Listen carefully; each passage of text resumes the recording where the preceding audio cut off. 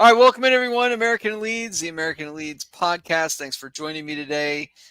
Quick bit of housekeeping. Please smash the like as you come in.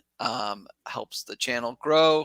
And please subscribe. I think over 50% of the people that watch the videos are not subscribed. So please do subscribe. If you don't know these two gentlemen, I will do a quick intro. Ben Locky, Locky Leeds. Oh my gosh, I can't believe it. Michael. We'll introduce him on the fly. Michael's able to join us. I was getting crickets from him, but Michael is here. Michael Maynard on X at Leeds Faithful, the resident Canadian, and then Jeer Lynch on Twitter. Jeer has a fantastic channel. If you don't know Jeer, I don't know what you're doing. You're not in our stratosphere typically, but Jeer Lynch, he does everything from the daily news to long form podcasts, and he's a UEFA B coach at one point. I think you're a manager, and so you know a little bit of tactics about you too. So he's everything. So thank you guys for joining us. Michael, I'm going to get stuck in, so just get ready for this one, and we'll go to Locky first because he was the first one to really say this. But Leeds United, are we soft? And I Ben, you said that, and I was like, absolutely. And you can reflect back 3-4 years ago when we had the likes of Alioski, when we had the likes of Berardi. I know these people have been off the team for many years, and Liam Cooper's leadership was just slowly gone away, and think because of injury and other places. But this team used to get stuck in. We used to be physical. We did not get bullied. I mean, that was one thing that you probably could say about Leeds United, is that we did not get bullied. And slowly over the course of time through Bielsa and a lot of the leadership that's left, boy, it seems like we do get soft. And if there is a blueprint to beat Leeds United against this Daniel Farke side, it does seem to be nick a goal and then bully us, get into a defensive block, defend well for the rest of the time, and get a result over the line. So, yeah, Locky, just explain, a little bit what you said on your channel and what you mean by how soft we are. Yeah, sometimes you just get a feeling when you're watching it. It's like something not there, and what is that? And I was thinking about, obviously, the Bielsa side. You had Alioski, Click, all of them. You had, who else were they? Phillips, go on, Liam Cooper, Ayling. These guys who, they had a bit more to them. They weren't just good footballers, but they had that real S-housery if they needed to, in situations. And you can even go back to Gary Monk, that partnership, Bartley and Janssen. No one messed around with them.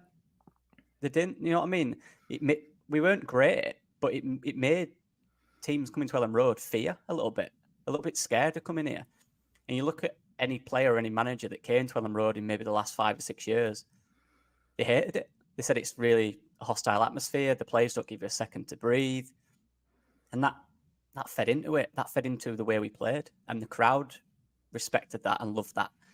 Now, although we've got unbelievably talented players, I just felt against Burnley there was no grit. There was no, we were too nice. We were too nice. I was looking at compilations of Calvin Phillips smashing people. And but fair, proper challenges. Getting up, not saying sorry, not helping the player up, just walking off. Ayling laughing at people, Click pouring water down people's backs, and stuff like that. We don't have anything like that. There's a line between being like that and then being too much. But we were never too much for me. We always towed that line really well. And that's the character of what we had. I just feel like that's gone. We spoke about earlier this week, Ampadu tried to smash Hannibal. And he came off injured. Now, that's unfortunate for Ampadu, obviously, but it's frustrating that that's happening. You know what I mean? That's the situation we're in right now. Hannibal came to Ellen Road and he was having fun. He was enjoying himself. The fans chanted at him when he came off, but he was loving it. He was giving it the arms. He was laughing. I hate that, because if you did that under Bielsa side, or even previous to that, when we came back at you, we'd get you good. So I feel like the players are a bit too nice to get these players back. I looked at Sarmiento's tweet after the game. We put the L in Ellen Road.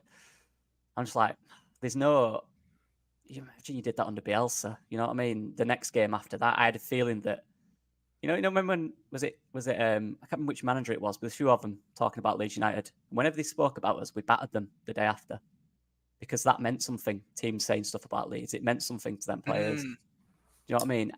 And it's not. I'm not saying it's not a character of these players. I just don't think they understand that yet. I think we've lost, like you said, all that experience. There's no one in the changing room really. Maybe Byram could be that voice saying this is what it means. This is what the crowd want. We like good football, but we also like to be tough. We're not nice. We're known for it. So why are we being really nice?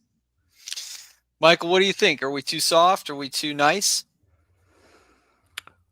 Well, I think some of it maybe profile based in a sense, like particularly, in attack. So we are a very defensively solid team without being bullies, right? So we set up well defensively out of possession, and maybe that accounts for it, a little bit. But I think in attack we're really lightweight.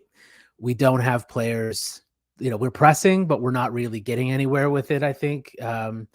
Sure, we get possession, but then we're not doing anything with it. Yeah, I mean, I think we are a little lightweight to the point that Locky was saying about what gets the crowd going. I think that's an important element of this because we are starting to hear things about how the crowd is a little more subdued at Ellen Road. And of course, I haven't been in a long time, but being over here in Canada, it's hard to get over to get the games. But yeah, it certainly seems that way. And I'm hearing a lot of people who do go regularly saying it seems more subdued. And there is an element of that to the game that I think needs to be managed as well. You do need to get the crowd into it. And if that's what the crowd is looking for, and again, I don't think we should change our entire tactical setup or anything for that purpose. I think there may be other reasons to change the tactical setup, but not that one in particular. But I agree that there is something to be said for doing things that the crowd likes to see a little bit more often to get them into it, because it does make a difference. It makes a more intimidating atmosphere. It impacts the flow of the game. It can get us going. It can get the other team shrinking.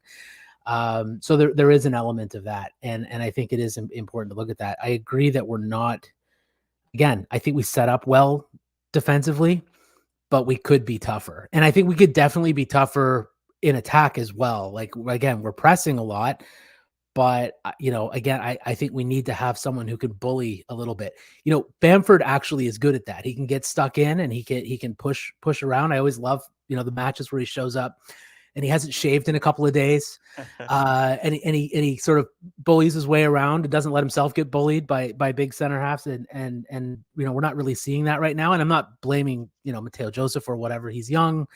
That's not it. But I think we do need a little bit more there, particularly going forward, because that's where we're not getting it done right now. It's where we're a little bit impotent. They used to call it bulletin board material when they did things like that, like the Ellen Road, or I don't know, any kind of like comments that came out in the media. But yeah, what do you think about this too nice point that Locky's made? I think there's something in it, but I agree with Michael as well, as in there's definitely something in it, but depends on which part of the park that we're looking at. But I saw Locky talk about it the other day as well. I was on Joe's show this morning and I said it on Joe's show as well. Like, where's the fight gone from the team? Like, when it's not going our way, when we're losing 1-0, where's the person that grabs us by the scruff of the neck and goes, let's get going, let's move this, let's not let them have the ball. We got into that last 10 minutes at the weekend. Most people could be excused for thinking that we were just not going to do anything even we got to that block, because there was so little going into the final third and we were so stationary as a team. If you look around the park, I said this morning, but Byram's getting stick for going backwards. Melier is getting stick for passing around the back line. But in that last 10-15 minutes, if you look at when Byram gets the ball and look at the rest of the pitch, there's no movement. There's no movement at all. Everyone is static, standing perfectly still. And if you're a fullback opening up to look at the park and you just see static players surrounded by Burnley shirts, you turn around and you go back with the ball. The question for me is, and this is something I think that BBC brought up as well, or Square Ball might have said, is it an instruction from Farke to just not give the ball away at all costs? And that's why we go all the way back all the time. Because sometimes in football, you've got to change the attack approach. You don't change your style. And I understand that Farke won't change his style. I was very much like this as well. I had a 4-2-3-1. I had a fast-paced, possession-based style that was, possession there, like we have, but moving the ball a hell of a lot quicker into advanced areas. But when we got into the final third, there was freedom to play. Like if you saw something to do it a different way, do it a different way. If you want to take a shot in that area, take a shot in that area. If you want to do a bit of skill or a step over, that's the area for that kind of stuff. And we work on that. But when you look at Daniel Farke's side, if there's no option to go forward, it's automatically backwards. There's no attempt to try and get down the wing and whip a ball into the box. There's no attempt to go, well, you know what, we're not going to win the firsts. We changed the style. Let's go direct into the box and then get everyone around for the second ball. And that's, I think, where Leeds' niggle is missing. The press, put the press across the board. If you look at Leeds in pre-season, especially Schalke, that press was there. It was constant. It was active. It was 4 players at the same time. It was really good. I was excited about what I was going to see this year. And then the season kicked off and that press went back to Germany and stayed there and didn't come over to the UK with Farke and the rest of the lads because I haven't seen it. All I saw against Burnley was one man would press and then the ball would be passed across to the other centre-back and we'd wait for him to take a touch before Mateo Joseph would then go and press. And then it would be passed to the fullback and wait for a touch there before one of our wingers pressed. That's not your trigger. Your trigger to press the ball is in transition. As that ball is about to be passed, go, hit him. So as he gets his first touch, you're on top of him. We're not. We're off them. And as Locky said, it's too nice. We'll give you your first touch. We might even give you your second touch. We'll let you get comfortable on the ball before we get into you. And that's missing. And that needs to improve massively for me, especially in the attacking third. I agree with Michael on the defensive third. We're pretty solid. We're pretty safe. I think a lot of our goals are conceded because maybe how we set up and then a mistake usually leads to a goal. But going forward, there needs to be more bite there. If you're going to change the style, there's got to be a change of point of attack. That has to happen. There's got to be a bit of a bite. To Locky's point about Ampadu, I was really happy to see Ampadu go into that tackle with Hannibal to the point where I was like, yes, that's it. Get stuck in, Ampadu. And then he goes down injured and you're like, oh God. Like we can't even crunch somebody without hurting ourselves. Yeah. And you're like, this is the hardest player we have, and he hurt himself in a 50-50. I mean, we need more than that. But also the thing that really bothered me about that, and it's not so much to tackle, it's Hannibal gets up off the ground and stands over Ethan Ampadu pointing at him. And he did it for the penalty with Solomon as well. When Solomon went down, it's Hannibal standing over him, giving him this. Where's the rest of the Leeds players? Where are the players coming in to go, get away from him? Back off my captain. Yeah. Get off my captain. What do you want? Back off. Move away. Like get them in there. Like just get inside their heads a little bit. Nobody goes over. And Ampadu's on the ground and we're like, oh, there's a stoppage now. And it's all a little bit flat then. Then the players stroll over to the sideline. You change that slightly. Ampadu goes in for the tackle, hits it, goes down injured. Hannibal stands over him. Joe Rodon's in his face straight away. Willie Nonto's over. Yeah. In comes Rothwell. Whoever else is there. All they come over. They start getting in their faces. A bit of pushing and shoving. Knowing where the line is. But as soon as that starts to break down, then everyone's wound up. Your adrenaline's pumping around your body. Everyone's really angry and upset and annoyed. Watch the next pass that goes out. Watch the reaction to the next ball that goes into a 50-50. Yeah. Because we don't do that and we wander over to the sideline and we're all calm and relaxed, that never happens. And then the next 10 minutes is just dead, boring, monotonous, uninspiring football. And you're like, at no point did I think anything was going to happen. I was like, we've seen this story before. We've seen this last year play out. We know exactly how this movie ends. And unfortunately, there's not been enough changes for me in the stuff that was bad last year. And then when it's popped up again this year, there's been nothing to change that. And that's for me is where the conversation around Daniel Farke's future has started to creep in. We've seen this before. We haven't seen a change. What are we doing? So flashback to Friday, before the game. Did you guys believe that we would smash Burnley? What were your thoughts? Personally, I thought this was going to be a trap game, and I was expecting a draw and possibly. I thought we would probably drop points. I didn't think we would win the game. I'm not making excuses for Daniel Farke, but I just thought we would be lethargic. A lot of the players weren't playing in Europe, so they were jet lagged. They were playing in Central America, North America, and I just thought this is a trap game. This is what I would term as a trap game and a possible points drop. So I wasn't completely shocked at the performance of the result. What did you guys think? I'm not making excuses for them, but I guess, did you think we would smash Burnley? Or did you guys all feel because of the international break that we would kind of come out lethargic and possibly drop points to a promotion rival? Yeah. We'll go with Locky again. Go ahead. I said in my post-match, pre-match, sorry, I'd take a draw. I think I'd be happy with a draw against Burnley. I would. Assuming we'd win the next few games, I would be happy with that. And it's not an excuse every week, and it probably won't be an excuse this season after this one, to be honest. But he did have one full training session with the squad. What can you really do in comparison to Burnley, who I think had 2 players that started? The goalkeeper and Kolyosho were the only 2 that were away. So they've had 2 weeks, and that's why they look so organised, right? They look really organised because they've worked on it for weeks. So I get that. But still, at the end of the day, it doesn't change, what happened in the second half. It doesn't change the fact that they did drop off. That's nothing to do with how long you've had in the training field. That's nothing to do with that. That's something you do every week. You know what the score is. You need to win a game. You know how to do that. So I get it. Yeah, that's why they looked really good, because they have worked on it for weeks. And look, we didn't do enough at the end of the day. We created 2 clear chances we should have scored. That's on the players. But at the end of the day, when you come out for the second half in that last 20 minutes, I was sat on my sofa behind me. I used to sit here watching Leeds. I was sat on the sofa just relaxing. I didn't feel like we'd ever score. No, you mentioned it, Joe, earlier, didn't you? On Joe's stream. I just didn't feel it. And that's what's annoying me. Do you know what I mean? Yeah. It's just a feeling, in it, that nothing's going to happen here. Whereas even last year, this team, against Ipswich and those type of games, there's still a feeling in the last 20 minutes that we'd get a goal. And we've seen it twice this year. West Brom, with context, of course, that we went for the point, whatever. Didn't feel it then. And in this game, didn't feel it. That's a problem for me. Why do you think you didn't feel it, Locky and Gier? And did you guys all kind of experience the game similar, where you were like, this isn't going to happen? First half, no. First half, I thought.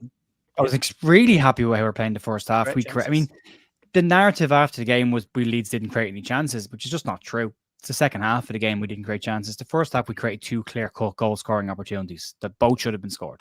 No doubt, in my mind. 2 players at that level. If Willie Nunto's a Premier League attacker, he's got to score that chance. Matteo Joseph wants to be a Leeds United number 9, he's got to score that chance. There's a penalty shout in there as well, which means even if the penalty's not given, we got into a position where a penalty could have been given. So we're in a good position there. Gruev has a strike from distance, a decent strike, but we're getting shots on target. Great. Second half, we don't come out. And we've seen this so often. And that's the issue. You're like, we're going to do this now. It's tippy-tappy football. It's rolling our studs. It's taking 4 or 5 touches before we pass it left. That pass to the left was on 5 minutes ago, but you took 5 minutes to control the ball, take a load of touches, and then you pass it there anyway. Why not let it go there the first time? There's so much in the second half where I'm just like, it's just missing somebody with a cattle prod to just go, let's go. Inject a bit of life into the team. Changes took it out of it as well. But I thought we'd win the game. I thought 2-1. I thought they would score. I thought we'd make a mistake, but I did think we'd have enough. Bearing in mind, and I accept that Leeds lost to a Burnley side that will be in contention and have just been relegated, but this is a Burnley side that went through exactly what we went through last year in terms of losing tons of players and are ahead of us. And we're in our second year. We've had a year to recover from that. And it's a Burnley team who are missing 10 players through injury. So, of course, they set up a certain way to try and beat us, but they did. On the international break, I accept a bit of this, but it is a bugbear of mine. All right? You want to be a top-level manager, get used to international breaks and get used to all of your players being on international duty. It's just not you're telling me that in the entire time you've been working with that core group of players, in 1 week that they went away, they forgot how to play football for you. If anything, going to international duty is the tough part, because they've got to relearn how the national side play. Yeah, but not us.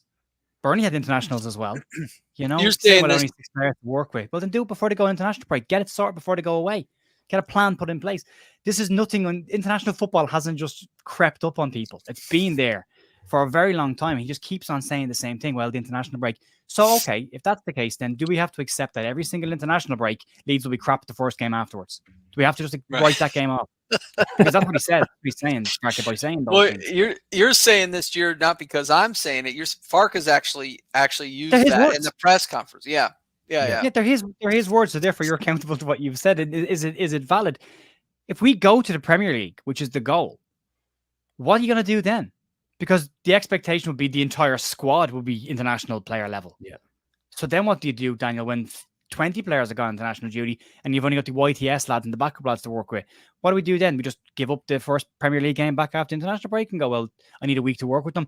What are you not doing that this isn't sticking with them? Why is there always a shift to, well, somebody said it before the Burnley game. Oh, it's an international break, so we'll park the bus when we come back for the first game like we did at West Brom.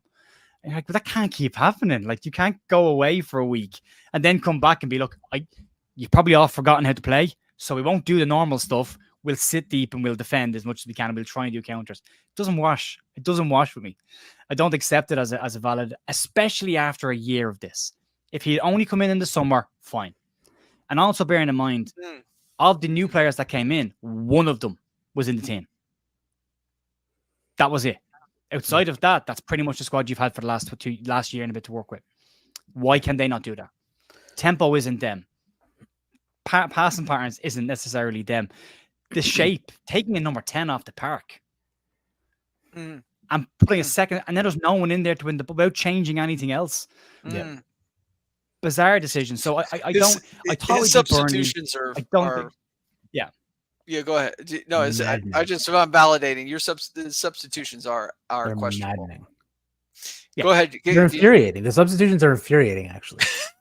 They are. They always just feel like a Hail Mary, and none of them actually address the problem, which is that we're just not creating anything in the final third. Look, again, I'm going to say we're really good out of possession. We set up really well. We have a great rest defense. Like, all that stuff is fine. Occasionally we'll give up a goal because we make a mistake or a set piece or whatever. And this time, obviously, it was a slip. There was still quite a lot to do, but I think, maybe Melier could have done a bit better, maybe this, that, or the other. But ultimately, it was a mistake that led to the goal against us this time. Otherwise, we would have ground out a 0-0 draw. I think the excuse of the international break is exactly that. It's just an excuse. It's just a talking point. It's just something that you can sort of lean on. For Farke, I think the problem is something that always exists. There's no difference, I don't think, between then and any other match where we've failed to do what we need to do, and that is that we're very ponderous in build-up. So we're too slow in build-up. We're not hitting people quickly enough. We're far too cautious. Nowhere near aggressive enough going forward. We're not bullying defenders, as the point has been made earlier. Locky, we were just talking about, where are the people to get stuck in? Like, we're not doing that in attack. So we're ponderous, too slow. And then when we get up there, we don't really have either the creative profiles to be able to unlock defenses just through skill. And that's where that whole call for sort of a pass first creative number 10 has been coming from for a long time. And I've been banging the drum on that for a long time, like a while now. Certainly all summer through the window and everything else, and was quite disappointed we didn't get it. So you say, fine, we have people that can play in 10. They're not exactly that profile. So if you have players that can't sort of pick locks the way that like a Hernandez could, for example, on their own, because they're a different profile. You have an Aronson who can carry the ball really well in tight spaces and stuff, but he's not a creator. He's not going to unpick those locked up defenses in the same way. So then you have to compensate with having an actual plan, that involves, patterns of play, something to give players the confidence to know where each other is going to be at all times, and to be able to do something almost in a way of a set piece where everyone sort of knows what's going to happen. I don't want to sort of drop the Bielsa word, but I mean that whole idea of, we used to have like wide buildup and overloads, and it was a plan. You could tell it was a plan. And this feels like we're very slow and ponderous getting into the final third. And then it's sort of like, just give it to someone and see what they can do with the ball. And nobody really knows where they're supposed to be or what they're supposed to be doing. We don't shift, in this case, with Burnley, they basically put a belt of 6 players across the back, filling up the box and the half spaces on either side. There was no way through. And we weren't doing anything to try to draw defenders out, to try to draw them across, to create overloads on anywhere on any side. It didn't seem like we were doing any of that. We just kept trying to put the ball through and couldn't get through because it was completely locked up. I would say the attack is impotent for that reason. Like, we just, if the players aren't, if they're not on it for whatever reason, if there's not a moment of magic that comes out of it, or if for example, as in the case with the last match against Burnley, where we had a couple of chances and just happened to fluff them, we're screwed. because we do not have a tactical plan for attacking Mhm. either quickly or doing anything with the ball that can draw defenses out and get them out of their defensive shape. And that's what we need. So let's talk about pressure. Report came out today, Jerry, you had on your channel that there was probably the 49ers are expecting promotion this year. I think they should as owners, given what they have. In my opinion, they have given Daniel Farke enough, certainly enough to get out of the league. We have players that have played in Champions League. We've players that have played in some of the top divisions across Europe. And now is your time to shine. You could make the number 10 argument. I wouldn't give that as an excuse to him. I think he can figure out a number 10 option in Nanto or Aronson. If Aronson's not the right person, or move Mono or Solomon in the 10. He's got to get that right. But let's talk about pressure. Let's talk about Farke. I think he gets it right. I think he will right the ship this following month. I know we've got Cardiff, and then we've got some additional tests coming up against some more of the top tier of this division. But I think Farke will get this right. I think we'll start to pick up points. I think maybe we'll look back at this game as a wake up call. But that's my guess. He does right. He knows how to get out of the division. He knows how to, I think, at the end of the day, get a lot from these players. But he is lacking in some of his substitutions. I think he's conservative, and I'm also going to throw this out there before I give it over to you guys. But Angus in the square ball interview said, we're not in player development really. We can't really invest in on that side. We have to have ready-made players that understand the job, that can do the job. And I think that also goes for Daniel Farke. He is conservative under his Leeds United tenure, in my opinion, in terms of his substitutions, his sometimes the way he attacks, his like you said, we've talked about this. He doesn't go for the jugular. He always goes managing out results. 3 points. Thank you very much. Get back on the bus. Farke, I think it will start to feel a little bit of pressure mount on him if he's already, and we'll see how he deals with that. But I guess what are your thoughts on kind of Farke? Will he make it through the season? I'm still saying yes. And will he right the ship? And I think I'm saying yes to that as well. We'll start with Locky and Michael and Gier. Go ahead. I think the next 3 games are very important for him. I think for our season, I know that might sound dramatic with the amount of games left, but you've got to set the standard. We can't always be a team playing catch up, which we were all of last season. I think it's too much. How much in the players is that? How much have they got in there to always be playing catch up for the top 2? It seems a little too much for me. The next game is absolutely huge for me. You're playing the team that is bad, very bad. Conceded 11 goals and scored 1. I think I'll just say it's Cardiff, Coventry, and Norwich, and then Sunderland quickly after Norwich. Good tests. Yeah, good tests, but we've got a full week now with the entire squad to right all the wrongs, get everything right. That's a good preparation. Lucky we got straight after the international break as well. That first game back United. after the international break. Sheffield United. Yep. Sheffield United. Yep. Write it off. So that's these are the tests. Next 4 or 5 games.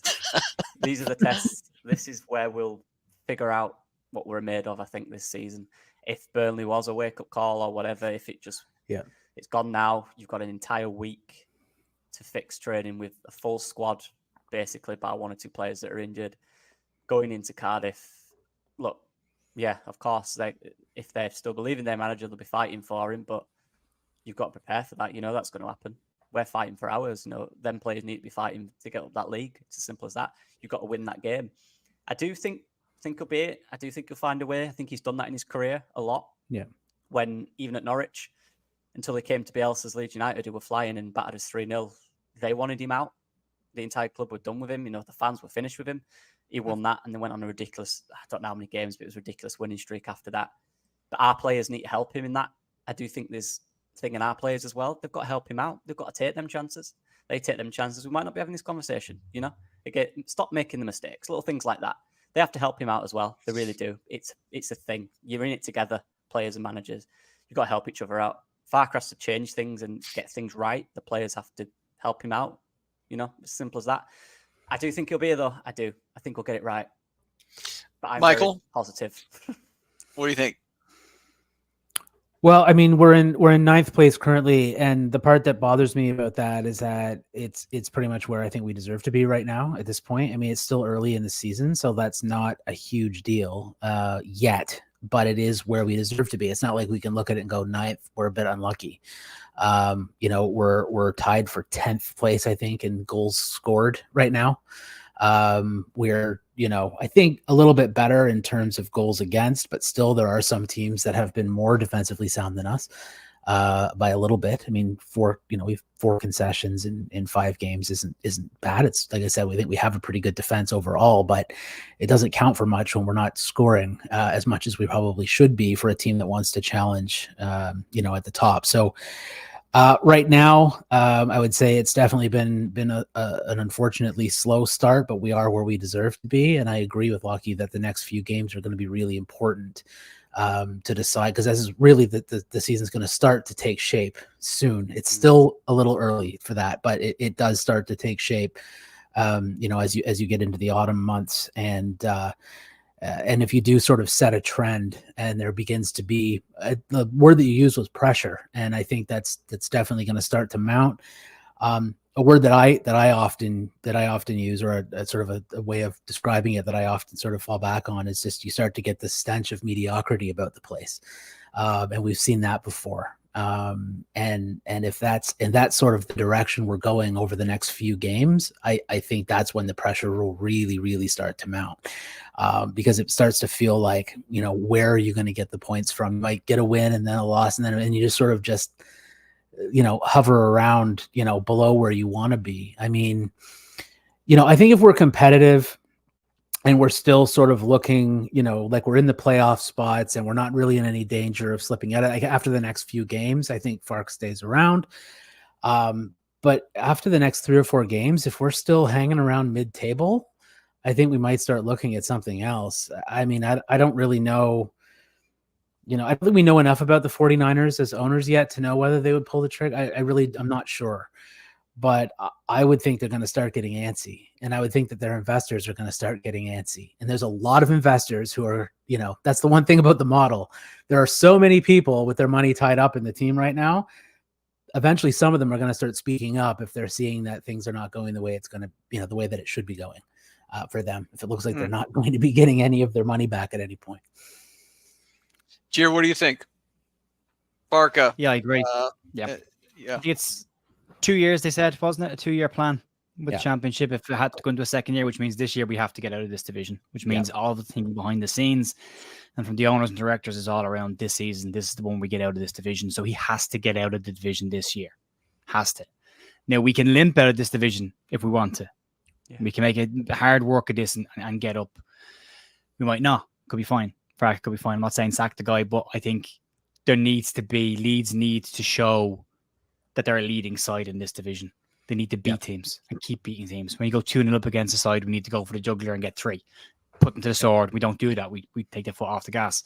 We've got to show every team in this league that Leeds will punish you if you give them space. If you come to Elland Road and you try and sit back deep, Leeds will batter you. We've got to make teams think differently about how they approach coming to Elland Road and how they approach playing against Leeds. You can't just go low block, counter-attack. That'll do it. It's too easy. It's got to be harder. Leeds need to change that. So if you look at those next 5 games, I'll include Sheffield United because it's straight after international break, but that block of 5 gives you relegated side, a side at the bottom of the division, a side that are early season pace setters, but are probably going to be playoffs probably, and another playoff side that'll be thereabouts. It's a good microcosm for the entire season. So if you can beat them, I mean, I think he has to beat Cardiff. I think he gets something at Coventry, beat Norwich, Sunderland and Sheffield United draws wouldn't be the worst results in the world. If you can get something off them just off early season pace setting, but you're a quarter of the way into the season, then it's a proper time to have a conversation. Now, there's an international break then, and there's an international break in November. That's when the decision will have to be made on what Daniel Farke's future looks like at Leeds, because the question will come up, when is too early to go and fire him or replace him? When is it just too early to make that decision or even talk about that decision, which is probably now. But when is too late to make that decision? And then you've got to find that sweet spot in the middle of going, if it's not working by this point, we've got to change him. And then the obvious answer is, well, who do you replace him with? If you do replace him, who do you replace him with? And as has always been said, that's not my job to say. That's up to the club. But what I would say is that the club will need to put money behind getting somebody in, because whoever the chances are, if they want a good manager, he's with a club right now and they've got to go and entice them and get them. And I think they could. The other side to it is, as Locky has said, Farke goes on a winning streak after this, puts it behind them. But there's still things I want to see change for next year as well. This slow start every year. It's Farke's history. Historically, his team starts slowly. Why is that? And why is it not changed? So I want to start seeing things that are broken or repetitive start to change. But I think if you come out of that, you're going to Cardiff. There couldn't be a better game to just put this noise behind you and get on with things. But it's got to be more inspiring. It has to be more inspiring. It can't be a case of watching a second half and I don't know. I've said I'm bored twice this year already. I didn't say I was bored at all last year or the year before. No, it was a shit show, but still, I wasn't bored. This is different. Like, I was genuinely bored on Saturday going, there's nothing to get. And I can understand. There's no atmosphere in Elland Road. Why would there be? Give them something. So, yeah, and the 49ers, it will depend. A lot of people are using the 49ers as an example and saying, well, they stuck with Kyle Shanahan during a bad first year when he was in charge, and then an even worse second year, and they stuck with him. The difference in the model being promotion and relegation. Yeah. And money's not in this league. We can't go, well, we'll wait till the draft. If we place here, then we're in a better position to drafts next year. We can get a better player, a better draft pick. Yeah. We can build this over a couple of years. And I watch an awful lot of NBA, and I've seen like the Mavs last year, and the Mavericks completely sacrificed the end of their season, got in trouble for it, but they put reserve players out for the last 3-4 games because they knew playoffs wasn't going to happen. If we don't get into the playoffs, we don't have to give somebody else a first round pick, but we also get a better pick in the playoffs ourselves. So we can wait and we can build our side. Football, you can't do that. It's got to be now. It's got to be too transparent. Tanking happens in the leagues where draft picks rely on where you finish. You can't tank. Exactly. Here. Yeah. No, you can't. You tank here, you're going down, or you're missing out on promotion. One or the other are both disasters. So it's got to. So the 49ers are in a new world where they're going to have to sit back and go, we can't wait till the end of the year and see if it's okay, because then we've missed the year. Then the parachute payments go down to less than 15% next year. We have a fire sale of whatever decent assets we have left. And then it's even harder to get out of this league because other teams would have come down from the Premier League, and now you probably got 3 or 4 or 5 teams that have parachute payments that are in a better position than you. So it has to happen. So they'll have to make that decision. I just want him to sort out the things that he just keeps limping around. Stop playing Pirro as a 10. Just stop. It doesn't work, Daniel. It doesn't work. It hasn't worked. If you're going to play him as a 9. Play him as a 9. It might work in this system. This is a different style of Leeds now with Aronson in that much higher 10. There's chances for Pirro to get little nick balls through behind the lines. Maybe it suits Pirro perfectly, but put him in as a 10 doesn't work. For Aronson works fine for me as a 10. The argument about not having a number 10, I get it this year, but Leeds have a £25 million number 10. Let's not ignore the fact that we bought Brendan Aronson as a 10 and we paid 25 million for him to be a Premier League number 10. Yep. And now Farke saying we don't have a 10 in this division. Willie Gnonto's bought as a striker or a 10, has played predominantly on the wing for Leeds, not centrally. Where does he play for Italy on 21s? 10. They're there. He won't play them, but they're there. You know? So for me, if he takes Aronson off, Gnonto goes into the 10. That has to be it. But you can't take out the 10 completely and go, there we go. But unfortunately, your entire system is built up around having that player there. And by taking him out doesn't change the style of play. So you've got to figure that out. So little things I want to see change. Tempo, up it for longer. And that doesn't mean sprinting around the park for 90 minutes. It means moving the ball quickly, consistently. And that's what I want to see. He does that. I think that they'll be fine. This team are very, very, very good, Alex, when they're moving the ball quickly. They're very average when they move it slowly. And they were last year as well. It's the same this year. I was just going If I can, is that right? Just quickly, I want to Go ahead. Yeah. on Aronson. I watched the game back this morning. I know, but Aronson's key for me. I'm on that now. I'm on that train. I was looking at the low block, and any time we did get through it, the passing onto the penalty for Solomon, that came through Aronson. That came through him either recognizing where the space is and driving into it, or recognizing where the move will go. I think he's underappreciated in the sense that I believe he's a very smart player, Aronson. I think he's very smart. I think he's good at reading the game in front of him, especially from an attacking perspective. Because that chance for Nonto, we lost the ball earlier on. Mateo Jose's movement wasn't good in that move. And that's a problem in a low block for me. When he's on the last man, I don't think his movement's great. In transition, Mateo Jose's movement's excellent. But when we're really deep for a while, I don't think he knows where to go. Solomon plays it inside. The defender gets a toe onto it. But Aronson reacts, and he knows exactly where that ball's going to be, and he attacks that space between the lines. And he plays that little no-look ball through to Willie Nonto. And he does it again for Solomon's penalty. Similar move. I think he's key for us. I think he is the player who, he's not an ideal fit, but he's smarter in them positions for me, and he anticipates the game really well. So, and he tries those passes. I don't think anyone tries them. I don't think they do. Nonto's really good at running off the last man, but Aronson tries those little passes, and I like that, and I don't think we have that. I will say a couple of things. Aronson learned to play the game in an interview I saw in his basement as a kid against his brothers and his father, and so he's used to kind of working in tight spaces. That's where I think he maybe excels at. Is one of his best attributes is kind of sucking players in and then either kind of doing a couple of moves and getting through them, or playing that little pass in the half space and getting another player in.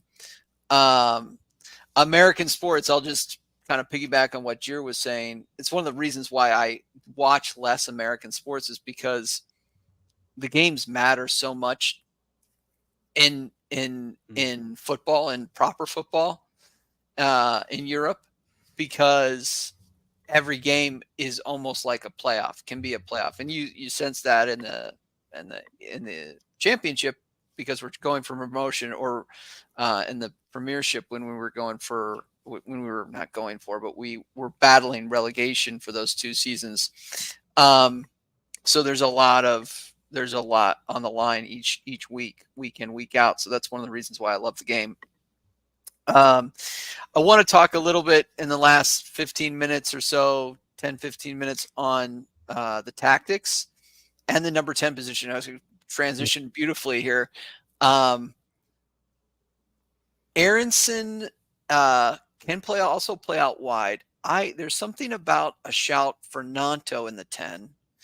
And I guess I'll expand this question to basically be, what changes would you make for this next game? And we'll start with Jir and go clockwise or counterclockwise. What changes would you make? If the new players are of the level they're supposed to be, I want to see them come in. I want to see the midfield change. I like Gruev. A lot of time for Gruev, but unfortunately this partnership isn't perfect. I would be likely to go with Gruev and Tanaka. That would be the two, just based on how they're all playing right now. I don't think Ampadu's been brilliant this year, although I thought he was better on Saturday than he has been. And I want to see the two wingers come in. I want to see Ramazani come in, and I want to see Solomon, more Solomon as well. So if these players are good enough, they need to get on the park. If Leeds are lacking creativity, and these are the players that were brought in from the start of the year to change things, then they need to be in the team. And again, it's Cardiff bottom of the table. If there's going to be a good game to blood them, it's this one. So I want to start seeing the squad being used a bit better. I'm fine if it's Ampadu and Tanaka, but if these players are what was brought in to change, and if you listen to how Daniel Farke spoke about Tanaka in the press conference last week, he was nearly giddy with excitement talking about the player. So good. Get him in the team for more than 7 minutes. Yeah. That would be brilliant. And let's see what he can do. And he was targeting him for 2 windows, right? There's something that tells me that Ramazani is, I don't think he's going to be harder to get into the team. I'm just reading Daniel Farke and the Daniel Farke tea leaves. I would love to see him too. There's attributes that he has that no other player has, and you can't coach. I mean, guys, he's that exciting player, right? I think Manar Solomon is technically very gifted, and can put in a cross and can absolutely score goals and has a wand of a foot, as you always say, Jer, on him. Wow, I think the wow factor would be Ramazani, and I would love to see him at minute, like at least at minute 70, but and maybe get a start. But we'll see if Farke can trust him. Michael, any changes for the game coming up this weekend? Yeah, I mean, I think so. I mean, you know, I am a little bit curious about why we have so many predominantly left-sided wingers when Gnonto is probably the best one for that role. I don't like him on the right that much, to be honest. I'd rather see him out there. Maybe shift somebody else the other side. I don't know, but do you get rid of Solomon at this point? I mean, he's been playing pretty well. You know, slip mistake notwithstanding, and that can happen to anybody. But generally speaking, he's been pretty good. So yeah, so it's difficult. Do we know what the status of Dan James is? When's he due back? A while, I think it's gonna be a while. Weeks, I think next international break.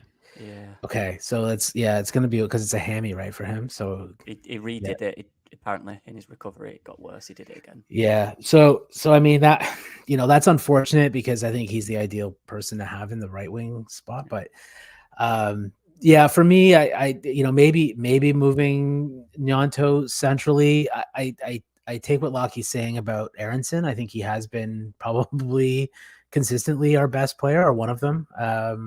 You know, and you know, I know I continue to bang the drum about the number 10, and that's more of a profile thing, which is just to say that if it's not working, I think we need a different profile of player to switch up how we're doing it. Which is, when I say that, I'm not saying, you know, Aronson's, you know, garbage and we shouldn't be playing him. What I'm saying is we need to have someone else that can do it differently, a different profile of player. Like Gruev in the 8, right? Like Tanaka and Gruev, yeah. Sorry? Like Tanaka and Gruev, really, in the 8. Yeah, right. So exactly right. So a different profile, exactly like Tanaka and Gruev, right? Exactly. So Tanaka in is one I definitely like to see, and that's again nothing to say against Gruev because I think he's a very, very good player. But just to give us a different profile, a different look, a different dynamic, different passing range, that sort of thing. So that is a change I would like to see. Maybe is swapping those two out. And then the other thing is that I just want to see Farke maybe make changes a little bit earlier and make them in a more mindful way, not just throw on every attacker to see what happens, but actually take a look at what it is that's going wrong and seeing if you can bring a profile in that might actually change that, instead of just, you know, swapping people out and trying to throw on everyone like a Hail Mary. That's what it feels like to me when we're doing it. And as exciting as it might sound in theory to say, well, we've got every attacker we've got on the pitch now, I have to agree with what I've heard before about being a little bit bored this year with the style of play and everything. Like I don't usually find myself reaching for my phone during a game, but I have a few times this season, and that's unfortunate. So I think maybe getting a different look, trying something new, and changing the way that we do subs, bringing them on a bit earlier, trying to get a different look in the game earlier might help with that aspect of it as well. Yeah, it's interesting that board. Go ahead, Jer. No, I was going to say just on his changes that Michael talked about, the fact that you want to see a plan with the changes, but I want to see a positive plan. Yeah. Not just a plan, because the plan the weekend, you could see what he was doing, but it took the momentum out of the game completely. I said against Middlesbrough when he brought on 5 players, when Leeds were 2-2, when they had gone, 2-0, when Leeds was that bad, and you're thinking, okay, we're really under the cosh here now. Now make your first change, but make one. Give it 2 minutes, make your second change. Kill the momentum of this game. Break it up. Do whatever. Get someone to go down and get treatment, but kill the momentum of this game immediately. They're on top of us. They're steamrolling us. Take the hits. Slow it down. Start making some changes. But he doesn't. He brings 5 on in one go, and you're like, yeah. Now you can't stop the game for the next half an hour. You've got to stick with this for the next 30 minutes, and that's not what you needed. Was to just stop it where it was, calm it all down, refocus, and then go again. But you didn't. You just played into the panic. And I think if you look at the changes the weekend, he did exactly what he should have done against Middlesbrough. He made 3 blocks of changes in 20 minutes, which just wiped out the time on the clock completely, killed the momentum. And then you look at Burnley making changes during that time as well, and you've got 5 or 6 substitution blocks in 25 minutes, which done. The game is done. There's no momentum there. It's not kickstarted. They used to say about international friendlies all the time of they got rid of them and brought a Nations League because teams were making 8, 9, 10 changes per game and it was killing the game as a spectacle. We're doing it with 5. So that has to be a big plan for his. He has to think about not only when he's making changes, how many, what time, what impact is that going to have, not just on the team, but on the entire game as well. So, you know, sometimes I feel like he's just making like for like changes. I'd like to see some changes that make serious impact in the game. The board comment is so interesting to me because there's times where I'll try to sync up the broadcast to a watch along, whether it be, you know, most of the time Joe. And when the game is, I don't know, like you don't feel it coming, like Locky was saying, you just hear you hear Joe not, because there's not much to talk about. Like there's just there, you just this isn't happening. It's like, man, this is, you know, this is not exciting, you know, or whatever, you know. You hear Locky and I, shout out Joe if you ever watch this, but we hear like the vape of Joe. You know, being, he gets back. That's when you know it's a boring game. Yeah. You're going, oh, the boy. amount of vape that comes out emphasizes the amount of frustration he has in that moment. Well, there's not much to talk about when you spend literally half the minutes just horseshoeing it around. You know, the game that was like that was the Southampton games. The Southampton games, it was like they went up a goal and it was just never. You really thought in the back of your mind it's probably not coming, and that's weird. That's just weird because you're still in the match. Yeah, but for you to just feel that it's not going to come is outside of. Obviously Dan James is when he hit the woodwork, but I don't know. It's I've seen it before, Alex. We know when it's not happening, it's really not happening. Yeah. Like it's too extreme to win this game, or it's not happening. We're not breaking down this block. Like they just feel like we're out of ideas, right? That's the phrase. It just feels like we're out of ideas. And when it looks like you're as a spectator, it looks like they're out of ideas, then it's hard to watch. So we'll see what happens. Yeah. What I said on the weekend was we could do this for 180 minutes and still get nowhere. Right. Like we didn't get to the edge of the box even, did we? Right. Yeah. I mean, you know, we're putting, it's so funny. I was engaged in a discussion with some folks about how the Ellen Road crowd often encourages players to shoot. And I think, you know, it's often not a good idea. It's not that we're not getting a lot of shots. What do we have, like 14 or 17 shots or something? 17 with 7 on target. But 4 on target, and honestly, we should have scored a couple of them probably. So it's not that we're not shooting. It's just that we're not as often as we can be either effective with the shooting, getting it on target, or you know, sometimes we're missing, and that's just, I think, maybe a bit of inexperience. The chances that we get. So, I mean, certainly that needs to change. It's not that we're not shooting, and you would expect that could be exciting, but it's not exciting. And I think that's because we're just, the shots that we're taking are just not great. They're not in great positions. We're shooting through crowds. They're straight at the keeper. They're tame. So you'd think, if we're shooting a lot, that could bring excitement, but it's not bringing the excitement either. So again, something needs to change. And I think it's the slow, ponderous build up, the fact that we let teams get into their defensive shape before we try anything. And it just sort of renders all of our attacks just sort of dull at that point. So that's the issue for me. Well, Michael, you are the most scholarly among us, because I haven't used the word ponderous. I would have to look that up in my we used to have in high school here before college, we used to have a SAT 500 words that you needed to know before the SAT to get into university.